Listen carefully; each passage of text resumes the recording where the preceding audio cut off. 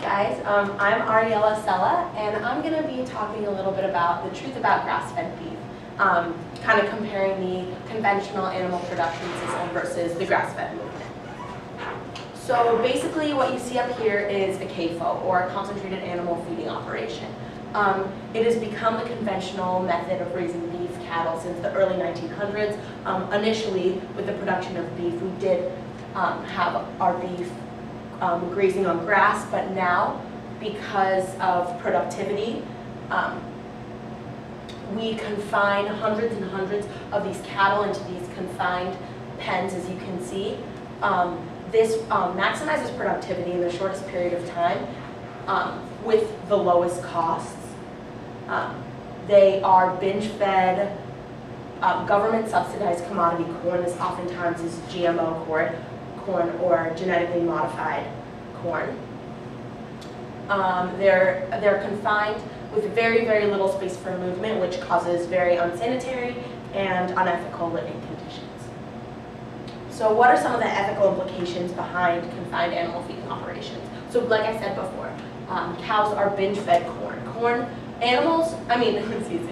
Cattle and cows in general have rumens, and they have a 4-chambered stomach. It's naturally very neutral in terms of pH. So when you feed cattle corn, which is a very dense carbohydrate, not very nutrient-based, it turns the pH of their stomach very, very acidic, which creates bovine heartburn. This can cause inflammation, this can cause bacteria growth, this causes salivation excessively. It's just extremely, extremely unhealthy for them.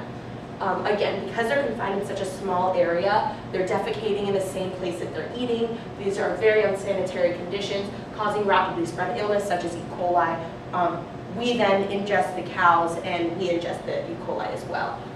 So because of this E. coli, these cattle, even if they're not ill, they're perpetually treated with antibiotics. Again, we then ingest antibiotics. This causes resistance and is, again, extremely unhealthy. Some other ethical implications is sometimes because these cows are confined in such a small area, they're dehorned, branded, and castrated just without anesthesia because, again, they're looked at as a commodity rather than an animal. Also, to make them grow more quickly, they're administered growth hormones, which again are unnatural and unhealthy. So basically, what is the alternative to this? Grass-fed beef. The American Grass-Fed Association defines grass-fed as food products from animals that have eaten nothing but their mother's milk and fresh grass or grass-type hay from birth to harvest all of their lives.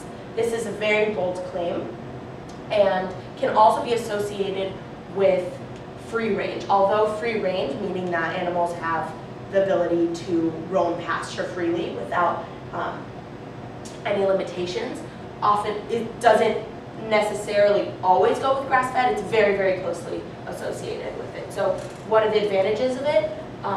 Cows are not eating corn, which they're unable to digest, and they're eating grass or alfalfa, which they are naturally meant to ingest. Their stomachs and rumens are able to digest it, converting the grass into protein and other nutrients that are good for the cow. They then harvest their own manure, so when they're defecating, their hooves move their manure all around the pasture, which fertilizes the grass. They're able to express their natural behavior, and again, it promotes small business and family-owned farms and demotes factory farming and CAFOs. Also, animal welfare. In the 1970s, the Animal Welfare Council, based out of Britain, outlined 5 freedoms for animals when grown in captivity and in general. So basically freedom from hunger and thirst, discomfort, pain, injury, or disease, express normal behavior, and fear and distress. Again, an animal's life will never, consist of anything without these, but at least they won't be humanly inflicted. So what are some health benefits to grass-fed beef? There are higher beta-carotene levels, vitamin E, B vitamins, as you can see. The main thing is grass-fed beef is lower in total fat in general, and especially lower in the saturated fats associated with heart disease, cancer, stroke, And there are a lot more omega-3 fatty acids, which are unsaturated and very healthy. And no antibiotics are necessary unless an animal is ill, and there's no need for growth hormones. Some environmental benefits, like I said, the cows fertilize their own grass.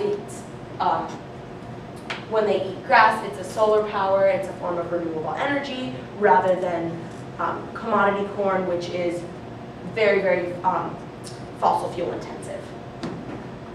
It also promotes symbiotic relationships between ecosystems. It allows other animals to live in the pasture with the cows. What are some cons of grass-fed beef? It takes longer to raise and fatten the livestock, it's more labor intensive, and you're unable to yield the same quantity of product. So alternatives, what can I do to better my consumption of beef? So in general, substitute plant-based proteins for your beef. A lot of people don't know this, but legumes, beans, nuts, very high in protein as well. Or if that's not your thing, choose grass-fed meats. In Atlanta, there's Farm Burger, Yeah Burger, Cakes and Ale, JCT Kitchen. All of these restaurants serve certified grass-fed beef. And at Emory, Wednesday, Cox serves grass-fed beef at the Classic Station. There's always a grass-fed burger at Dooley's Burgers and Wings. On Tuesday, Farmers Market, Wagon Wheel Ranch sells grass-fed beef. And if you want to learn more about sustainability in general at Emory, and more about the grass-fed movement, the Office of Sustainability has an incredible guide that chronicles everything you need to know about sustainable eating. So thank you.